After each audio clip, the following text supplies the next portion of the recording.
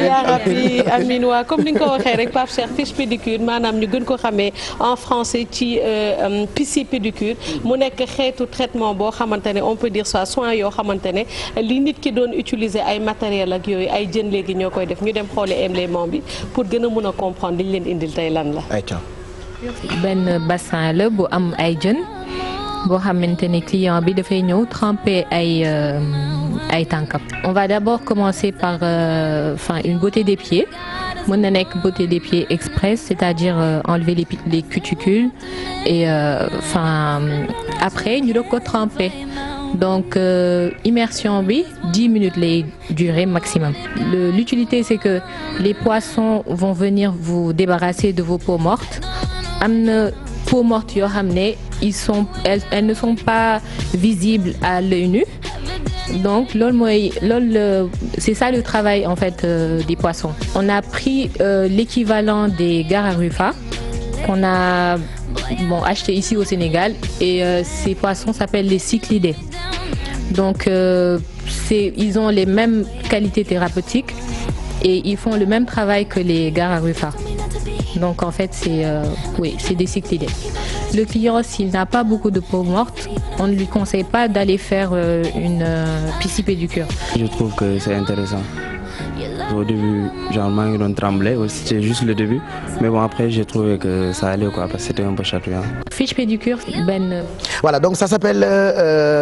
fiche pédicure. Voilà, fiche pour dire les poissons ou le pisci pédicure. Voilà, parce que fiche ça fait anglais. Ça fait anglais. Et on est francophone. On est francophone. Tu as parfaitement raison. Donc pisci pédicure Pape Cheikh comme ni nga ko waxee rek donc ni nga ko gisee ci à l'image maanaam benn bassin la boo xamante ne dañ ciy def li nga xamante ne moom moo di ndox et puis y a des poissons yoo xamante ne dañ koy def ci biir jën yooyu nag ñoom ñooy remplacer li nga xamante ne moom la esthéticienne bi doon def bu doon def pratique li nga xamante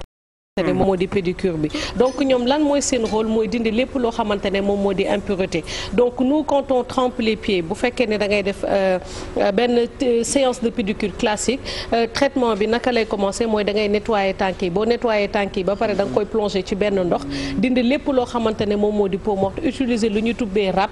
boobu nag moom moo yëkkati der bi nga xamante ne moom moo desoon mooy maanaam peau morte bi nekkoon ci tànk bi après l'avoir trempé parce que day gajaf donc da ngay def d'abord li nga xamante ne moom moo di premier soin boobu benn pédicure express wala pédicure classique boo paree nag nga dugal li nga xamante ne moom moo di sa tànk ci biir bassin boobu nga xamante ne jën yi moo fay nekk parce que parfois nit ki dina am ay déformation ci côté ongle ñu di ko naan les ongles incarnés maanaam ay ruq yoo xamante ne dafa ruqee ba nga xamante ne matériel bi dafa mën a dugg de ce fait boo dugalee sa tànk nag ci biir bassine boobu nga xamante ne jën yi ñoom ñoo fa nekk ñoom dañ lay dindi lépp loo xamante ne moom moo di peau morte yi làqatu ci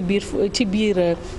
li nga xamante ne moom moo di bassin boobu faut juste savoir aussi que dafa am ay types de poissons yoo xamante ne ñoom ñoo koy def donc pourquoi quand on dit que c'est thérapeutique parce que ñoom dañu dem ba tuddee leen ay docteur ay poissons docteurs wala ay poissons chirurgiens parce que le fait que ñuy nekk di exfolier maanaam di gommer wala di dindi lépp loo xamante ne moom moo di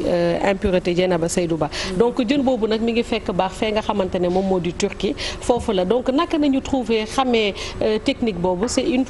ci ay gëstu dañu ne woon dafa amoon benn berger boo xamante ne parce que ci eau douce lay nekk ci benn source waa ji amoon ay méttitu tànk bu mu trempé woon tànk mi foofu nag ci la jëni commencé di cof ba nga xamante ne lépp lu doon méttit ak impureté ci nekkoon dafa dem ba denc à partir de là nañu commencé nag di ko créer di ko dugal ci yenn institut yi mais surtout dans les